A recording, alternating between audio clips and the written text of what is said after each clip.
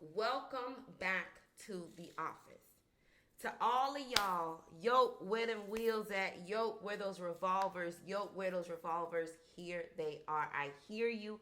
I hear you. I hear you. I am going to give you an opportunity actually to tell me what it is you want to see next on the range out of these revolvers that I'm going to show you. But let's have us a revolver slash lever action collection video.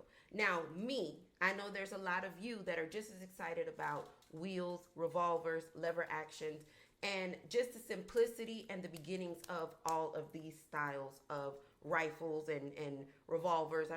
It's just, in my opinion, I enjoy the simplicity of them so much. I enjoy the reliability of them very much. And for me, I enjoy, like I said, in the beginning. You got that? So we know what we're going to talk about. We're going to talk about those revolvers and those wheels. But before we get those revolvers and those levers, but before we go any further, I must inform you that this video is for educational purposes only. And we are in a safe and controlled environment. We are in the office. Also, all of these revolvers as well as lever actions have been checked, double checked, triple checked. So I will not be opening any cylinders to show clear, nor will I be engaging any levers to show empty, because everything has been checked and double checked. Okay? All right, so now that we have an understanding of where we are and what we're doing, let's get straight into my first one. My first one is the King Cobra chambered in 357 Magnum. Now this one here is the smallest of them as far as in structure size. The petiteness of this revolver is, as you can see, very slender and slim. We do have a beautiful rubberized grip on here. And I must say, for it to be as, I'm not going to use the word compact too much, but the sleekness of this revolver, it shoots very well. If a revolver was something that I was looking to carry, something in this configuration would probably work out best. But unfortunately, it's still too much real estate on this particular revolver for me to even consider carrying. But it is a beautiful shoot. Anything smaller than this, because it does take a lot when you're holding and shooting these type of firearms, you don't want anything any heavier caliber in the small configuration, if that makes sense, because your finger cannot be by the cylinder. Your finger needs to be outside of the trigger guard, so you don't want to have, you know what I'm saying? Well, I don't know. That's just me, in my opinion. And this 357 out of this King Cobra is just right. I really enjoy this very much. Anything smaller, I would definitely want, a caliber just a tad smaller, but we're going to get into that because I don't have one. So my King Cobra chambered in 357 Magnum. Up next, we have us a beautiful, this one is the Raging Hunter by Taurus. This one is also chambered in 357 Magnum. Beautiful two-tone rubberized grip. We do have an adjustable rear sight on here, and we also have ports in the barrel to give you a nice controlled shoot when you are shooting this. As you can see here, we do have some ports on that, and we also have ports in the barrel. It is what it is. All right, we also have a lot of pick space on the top if you want to ride a red dot or something of your choice. I guess this could be a nice hunting option if that is your choice of tool when you're out hunting. And I don't know, I like it. I really enjoy this shoot a lot. This is the Raging Hunter by Taurus, chambered in 357 Magnum. Up next, we got us that big boy Taurus. Now, this one is the Taurus. This is the Taurus Raging Hunter, chambered in Smith & Wesson 500. Yes. Also with the ports in the barrel, we do have, it's pretty much, it looks just like the other one. It looks just the same. As you can see, we just have a two-toned difference in the configurations as far as the color goes, but this one is chambered in Smith & Wesson 500 and this one is chambered in 357. But when I tell you a whole lot of shoot and a whole lot of trouble coming out of here, is definitely that girl. And I must say, I have my good days and I have my bad days. Some days or some range days, I perform very well with this one, being that it does have a longer barrel besides my other 500. And some days I just shoot my Smith & Wesson 500 a whole lot better. But nevertheless, it does perform very, very well. And she is going to spank that ass if she needs to. This is the Taurus Raging Hunter chambered in Smith & Wesson 500. All right, and up next, we got us this cute, little, beautiful Ruger Super Red Hawk Alaskan chambered in 44 Magnum. Very nice shoot.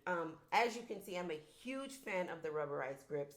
Everything that I've showed you thus far has a rubberized grip with the finger indentations, and performance is beautiful. I really enjoy this shoot a lot. She is a snub nose, but them shots on target gonna come every single time, and I really enjoy her a lot. So this is my Ruger Super Red Hawk Alaskan chambered in 44 Magnum. And up next, we got that big girl. We got that Baby D. No, this ain't Baby D, because y'all gonna say, what happened, yo? The bear was Baby D. No, this is that big girl. We just gonna call her big girl. So this is my Smith & Wesson 500 Magnum. You see that? Yes. She's not the 3-inch, but I think this is almost like the 3.5. The 3.5 inch with the ports. Super, super, super shoot. Rubberized grip. Again, like I just said, some days on the range, I perform with her a lot better than my Taurus, but some days, I can't hit, what y'all say, the broadside of a barn. I just can't do it. But I guess everybody had a bad days at the range. But nevertheless, again, my Smith & Wesson 500, beautiful, beautiful shoot. And it's definitely one of those, hey, you want to shoot? One of those with that lipstick. If you know, you know. Smith & Wesson 500. All right, and up next, we have us this beautiful Chiappa. Now, this is my Nebula. When I tell you I search high, low, left, right, near, and far for this revolver, this is my Chiappa Rhino Nebula. This one is chambered in 357 Magnum, and I absolutely love her. Just the configurations, the colors, the wooden grip. Now, this one does have a wood grip right here. It's not rubberized, but it's 357, so it does not give you that huge kick or that a big amount of recoil on her. But whoever put this together, they did it. They did a big one with this. This beautiful, as you can see, that rainbow configuration on the color.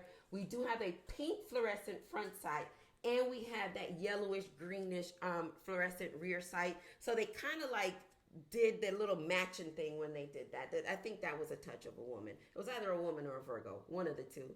So this is my Chiappa Rhino Nebula. This one, to be exact, is the 30DS chambered in 357 Magnum. All right. And up next, we have us here, the Smith & Wesson Performance Center XVR chambered in 460. Now, I got to hold this like this because this one is absolutely stupid heavy. We have a brake on the front. Does it help with any recoil? I don't feel so. We got the bipod on here as well. So if you want to shoot from the table or the bench, you can absolutely do that if you choose to. We also have that rail on the top. And yes, that rubberized grip.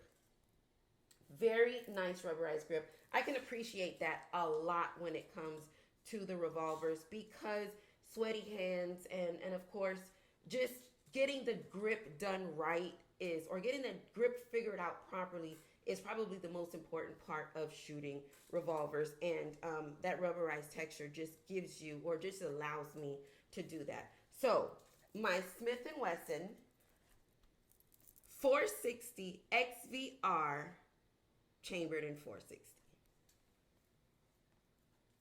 All right, up next, we have us a beautiful Henry with the classic wood. Now, this Henry is chambered in 22 LR. So this is more of that classic style lever action. Again, if you're unfamiliar with lever actions, it's a world of fun to shoot. Not only is it testing, but the accuracy on the lever actions for me is top notch. I feel like I perform very, very well with them. The sights are great. I enjoy them very, very much. And I can rant and rave and talk about these all day long. And this is my Henry chambered in 22 LR. Up next, we have us a Citadel. Now, this Citadel is a little bit more on the modern side. As you can see, it has a floating handguard with the M-lock. We do have a threaded barrel. We also have some pick space included for you to run a red dot or a scope of your choice. We do have, this would be the, I guess it's plastic, because it's really not anything to really, I think that's done to minimize weight or reduce weight when you are shooting something like this. Now, this one is chambered in 38 special as well as 357 Magnum. You can run both of them out of here, and she's a lot of fun to shoot. I enjoy it a lot, and I think that little modern take on there also gives it, for me, it gives it a little bit of character. But I definitely want to add a braided, I don't know what that braid is called, because I want to be able to do that with your hand. What's that called? That flip? I want to be able to do that flip. So this is the Citadel, chambered in 38 special as well as 357 Magnum. Oh, ouch. All right, and up next we have us another Henry. Now this is the big boy chambered in 44. We do have that octagon beautiful barrel on there, as you can see. Very, very nice. The gold accents on here are just stunning. And this, if I am not mistaken, was my very first lever action purchase. And this is what made me that believer. This is what turned me on to just the beauty behind all of this. And I just kept going. I kept going and pretty much got everything that I saw that I liked, that I wanted. I went ahead and made sure that I picked that up. So this is my Henry Big Boy, chambered in 44. Now this little baby here, this is another Henry, but this one here is called the Mayor's Leg. This Mayor's Leg is chambered in 45 Colt or 45 Cowboy, and it's so much fun to shoot. This is more to shoot pistol style from the hip.